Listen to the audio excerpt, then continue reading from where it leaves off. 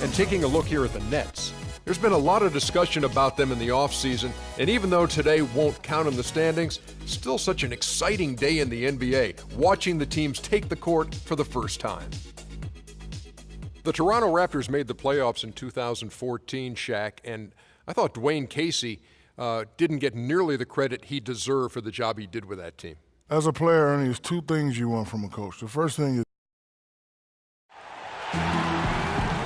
we're in the place they call the Air Canada Centre in Toronto, Ontario, the home of the Raptors, where we're broadcasting live. Great to be with you. This is Kevin Harlan here with Steve Kerr and Clark Kellogg as 2K Sports presents this Tuesday afternoon broadcast of the NBA.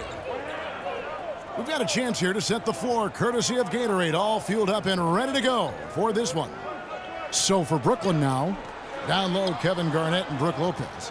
Deron Williams and Joe Johnson at the 1 and 2. And it's Kirilenko in at the small forward position. And the miss, not the best shot selection there. Amir Johnson is one of the longest tenured Toronto Raptors in his 6th season with the team now. And with the departures of Bargnani and Ed Davis, he's assumed the starting role, and I think he's responded quite well to it. Doris Burke had a chance to catch up with head coach Lionel Hollins. And Doris, what'd you find out? He told me there aren't many big men with the mobility and length of Jonas Valanciunas, and that he's a player they'll really have to account for, saying, quote, JV's still developing his skill set, but there just aren't that many people in the world of his size. And you factor in his motor, he can really impact a game. Guys, we'll see how they try to deal with him. Always great to hear from you, Doris. And that one's good.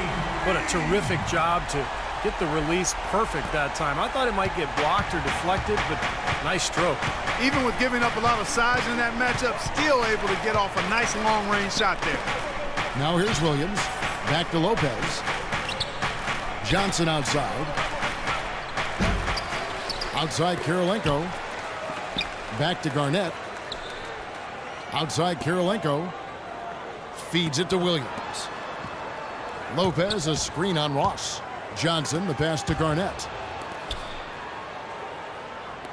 Kirilenko kicks to Williams. Shot clock at 5. Pass to Johnson. Good, great play by Williams to set it up. Johnson's got himself going there. His first points of the game on the deep ball. Lowry for 3, and it's good. Right back at you. They immediately get those 3 points back. Trading punches.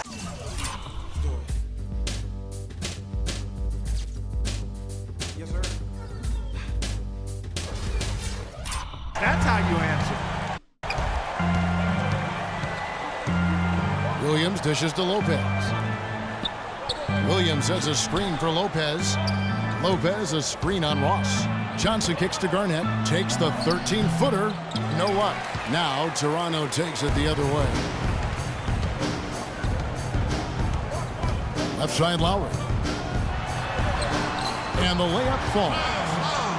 Lowry's got 11 points. And as hot as he's been this quarter, the game plan should be simple. Get him the ball and get out of the way.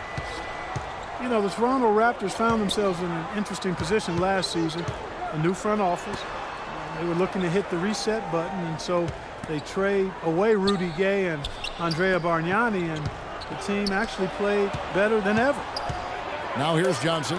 Nobody near Williams. Here's Lopez. Lays it up and banks it in. If you battle for the offensive rebound and come up with it, you're guaranteed a high-quality shot on a follow, just like he got there. Lowry against Williams, and Lowry gets double-teamed. Three-pointer, and again, Toronto with the triple. And for the Raptors, they would have loved to have drafted hometown prospect Andrew Wiggins. Yeah, especially with the Raptors' history of losing their star players, whether Vince Carter or Chris Bosh. He's a player who wanted to play for the Raptors, but, you know, the odds were always against that. In the end, I mean, you know, they did what they were supposed to do, and that's win games. And the basket by Kirilenko. Someone has to be willing to throw themselves in there, contest the layup. Raptors leading by 5. Lowry passes to DeRozan. Unloads from 9. And that's going to be too many steps. That's the whistle on the travel.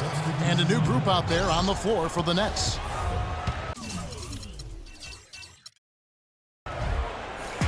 Here's Jack. And the Heat doesn't get to the rim. That's flat out embarrassing.